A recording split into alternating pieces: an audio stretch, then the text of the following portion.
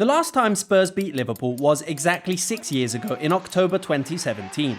Since then, the clubs have been on different trajectories. Liverpool have won 6 trophies, including the Premier League and the Champions League, while Spurs have continued to be, well, Spursy. Talented managers have tried to give the team an identity, but always seem to trip when it really mattered, with these managers eventually blaming the mentality of the club as a whole for their shortcomings. They don't want to play under stress. Oh yeah, it's easy in this way. And Tottenham story is this. But now in 2023, Spurs finally got the better of Liverpool. And while their 2-1 win was overshadowed by controversy, it's a result that highlights a complete shift in their mentality. And it's all down to their new head coach, Ange Postecoglou. He's given the team some much needed identity, transforming them from their defensive approach of their previous managers into one of the most offensive teams in the league. But this change isn't just a psychological improvement, he's also given the team a very interesting tactical philosophy. Let's take a look. Welcome back to Football Meta. As a reminder, all the stats in this video are brought to you by Soccerman's X-Value platform, with in-depth metrics from over 17 different leagues across the globe. You can now get 25% off yearly subscriptions by using code FootballMeta at checkout. Click the link in the description down below to get started. Spurs' 8th place finish last season, losing Harry Kane to Bayern Munich and appointing a relatively unheard of manager from Celtic, had a lot of fans worried about what their ambitions for the season were going to be. But the reality is turning out to be a lot greater than expected, and Spurs are very quickly turning into one of the most exciting teams in the league. To understand this transformation, we first need to understand the change in system.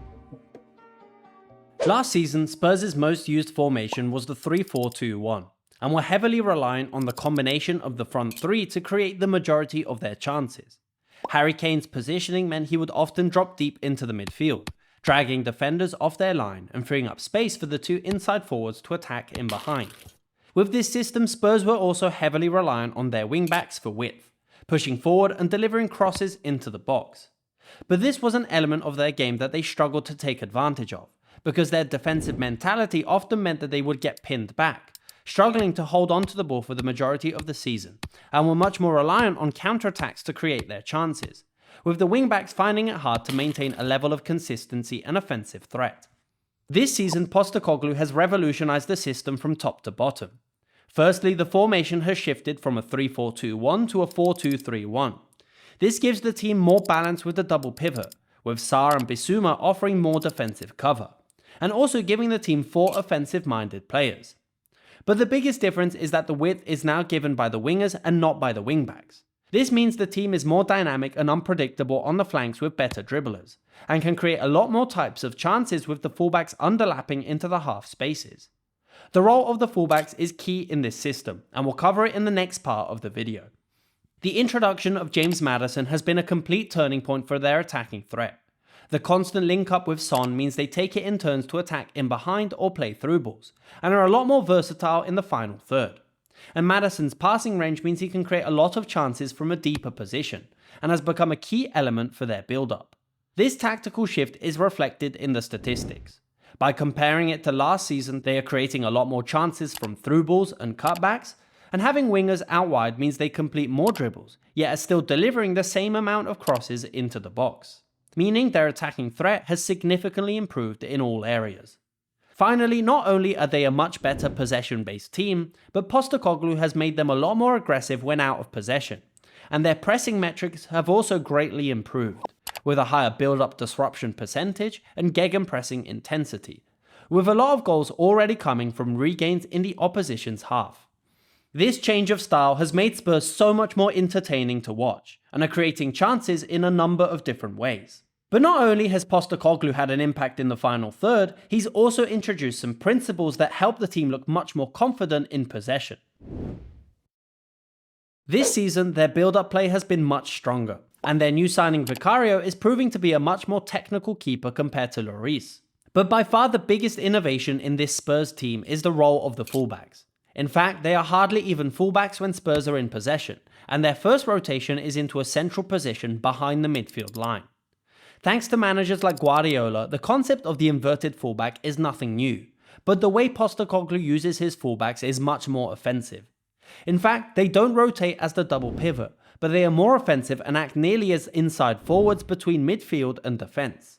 This means Spurs' first build-up structure is extremely narrow, forming a 2-2-3-3 shape, with the two centre-backs, the two holding mids, the fullbacks and Maddison, and the front three stretched on the back line. As a result, the team is highly reliant on central progression, and will comfortably rotate the ball and wait for a central gap to open up.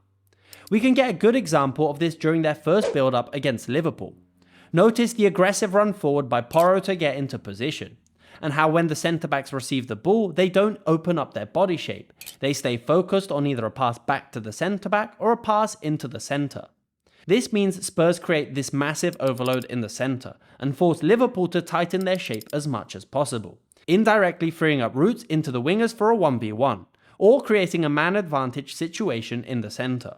Here's another example further up the pitch. As Spurs begin to build in the opposition's half, the fullbacks are in the inside channel, forming this 2-2-3-3 shape. Here's where the difficulty in stopping this comes, because as Liverpool go man for man with the four players in the centre, it creates a 3v1 overload against McAllister. And if they are able to beat the press, then it gives Spurs a lot of space to attack forward and create a chance. Now, the beauty of this system is that it can adjust depending on how the opposition press. Against Liverpool, who pressed with 3 or 4 players, Spurs kept their double pivot with the 3 attacking players further forward. However, against Arsenal, who pressed with the front 2, they started with a single pivot in Bissouma, and Sarr would move out wide. While the initial structure is with one pivot, this would very quickly become a double pivot, with the trick being it's either Maddison or Porro dropping in and making it harder to track their runs. In this clip from their match against Arsenal, it's Maddison and Bissouma in the centre, with the two fullbacks between the lines. It means the team still maintains their 2-2-3-3 shape, but depending on the opposition can choose to make it wider or narrower to exploit gaps. In this case, it meant they had an extra option out wide, at the cost of a player in the centre and between the lines. With dynamic players like Son and Maddison in the centre, it means the players have the liberty to rotate their positioning, and Postecoglou has gotten Spurs looking much more cohesive on the pitch. Now, all of this intricate build-up serves the purpose of creating space to attack, and there's a very specific zone Spurs want to create their chances from. Spurs' extremely narrow shape means the opposition is constantly tightening their lines to try and stop this central overload, and so their main area of attack is in these inside channels out wide either side of the opposition's midfield. From here, the rotations means it's usually the fullbacks or Maddison receiving the ball, and can look for through balls into the forwards running in behind, or can move it into the wingers who can then look to dribble the fullback and deliver across. Here's 2 examples of the different types of chances they can create from this area. Their 5th goal against Burnley is the perfect example of why this shape is so difficult to stop. Burnley tighten their lines to stop any central progression, but leave Porro in acres of space in the inside channel. As soon as he receives the ball, Son is instantly ready for the through ball and cuts in behind the back line. Next up, in this clip against Liverpool, as Spurs rotate from flank to flank, Liverpool tighten their shape, and Udogie notices this, steps out the central block, and now has all the space ahead of him to attack forward. In this case, he decides not to play a through ball, but to move it out wide to Richarlison, before underlapping in the half space, giving Richarlison an option to move it forward.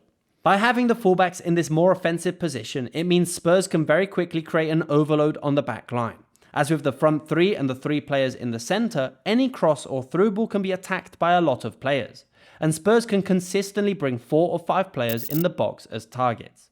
Players like Son attack the front post, Kulusevski or Richarlison will attack the back post, the fullbacks can meet around the penalty spot, and Maddison completes late runs on the edge of the box. All these different options make it very difficult to predict what type of chance they are going to create, and is quickly becoming a nightmare for the opposition to stop. This direct approach is why a lot of Spurs' attacks from this season feel like counterattacks, as their ability to create overloads between the lines means they have a lot of players ready to attack forward.